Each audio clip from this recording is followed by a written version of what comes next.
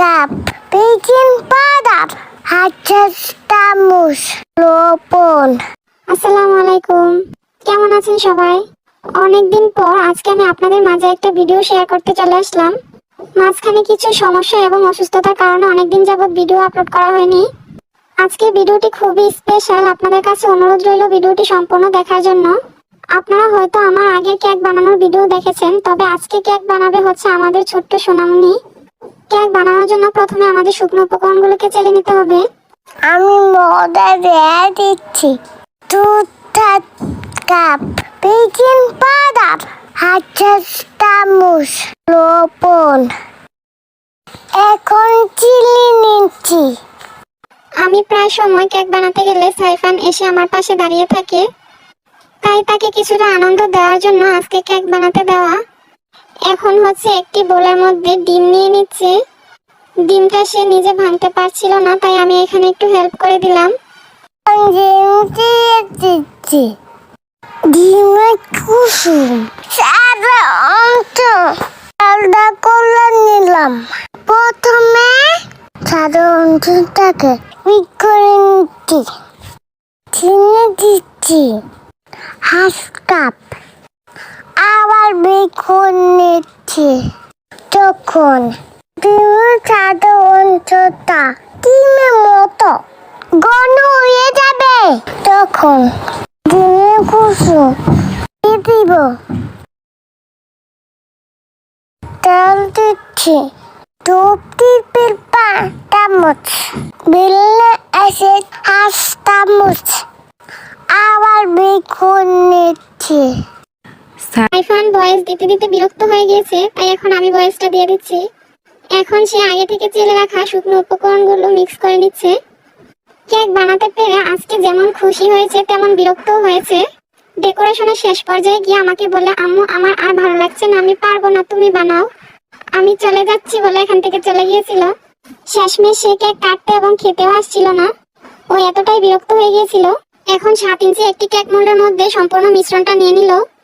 তারপর কেকটাকে আমি ওভেনের মধ্যে দিয়ে দিচ্ছি বেক করার জন্য। ওভেনের তাপমাত্রা 160 ডিগ্রি সেলসিয়াসে রেখে 30 মিনিটের জন্য কেকটাকে বেক করে নিব। সাইফান আজকে বুঝতে পারছে তার মা কতটা ধৈর্য নিয়ে কেক বানায়, সে এতটাও ধৈর্য ধরতে পারে নাই। কেকটা বেক হওয়ার পর ওভেন থেকে বের করে এটাকে সম্পূর্ণ ঠান্ডা করে নিয়েছি। এখন মোল্ড থেকে বের করে নিয়েছি। কেকটা খুবই সফট হয়েছে। এখন এর উপরের চামড়াটা আমি কেটে ফেলে দিব। তারপর কেকটাকে 3টি স্লাইস করে নিব ডেকোরেশনের জন্য। কেকটাকে ভিডিওতে দেখেই হয়তো আপনারা বুঝতে পারছেন কেকটা কতটা সফট এবং পারফেক্ট হয়েছে। এখন ডেকোরেশনের জন্য ক্রিম বানিয়ে নিচ্ছি। এখানে একটা পরিমাণ হুইপড ক্রিম নিয়ে নিয়েছি।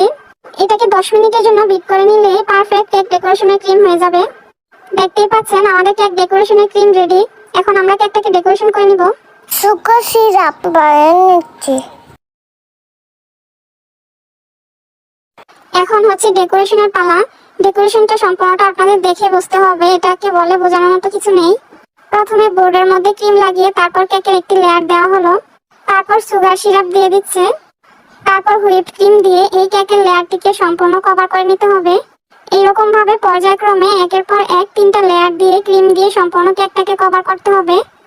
লাস্ট কিছুদিন যাবত আমি খুবই অসুস্থ ছিলাম, যার কারণে আমার অনেকগুলো অর্ডার ক্যান্সেল করতে হয়েছে। কেক, পিৎজা, চকলেট অনেক কিছু অর্ডার ছিল যা আমার কিছুদিন যাবত ক্যান্সেল করতে হয়েছে। অসুস্থ থাকা অবস্থায় যখন অর্ডারগুলো ক্যান্সেল করেছি তখন খুবই খারাপ লেগেছে। আসলে বুঝতে পেরেছি যারা কেক বানায় তারা কেক না বানাতে পারলে যে তাদের কতটা অস্থির লাগে। সুস্থ হওয়ার পরপরই কেক বানানোর জন্য একদম মন ছটফট করছিল। তখনই কেকটা বানানোর জন্য এই উদ্যোগ নিয়ে নিলাম। তার মধ্যে ভিডিও করার ইচ্ছা জাগলো। আসলে আমরা যারা কেক বানাই তাদের কেক বানানোটা পেশা থেকে নেশাতে পরিণত হয়ে যায়। 1 সপ্তাহ বা 10 দিনের মতো হবে আমি যে কেক বানাতে পারি নাই, তাতেই আমার অনেক অনেক বেশি খারাপ লাগছিল। এই কেকটা বানানোর পরও শরীর অনেক খারাপ লাগছিল, তারপরও মনের দিক দিয়ে শান্তি পাচ্ছিলাম যে আমি কেক বানিয়েছি আজকে। ও সরি, কেকটা আমি বানাইনি, সাইফান বানিয়েছে। তারপরও আমি ওকে হেল্প করেছি। কেক তো বানানো হয়েছে, তাতেই আমার অনেক শান্তি লাগছে।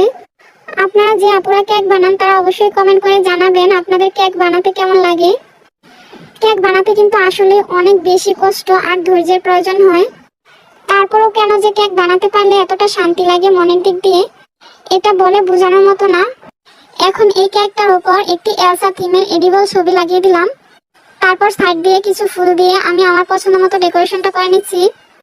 আমাদের আজকের ভিডিওটি যদি আপনাদের ভালো লেগে থাকে তাহলে অবশ্যই একটি লাইক দিবেন, আমাদের চ্যানেলটি সাবস্ক্রাইব করে দিবেন এবং পাশে থাকা বেল আইকনটি ক্লিক করে দিবেন নতুন নতুন সব ভিডিও সবার আগে পাওয়ার জন্য।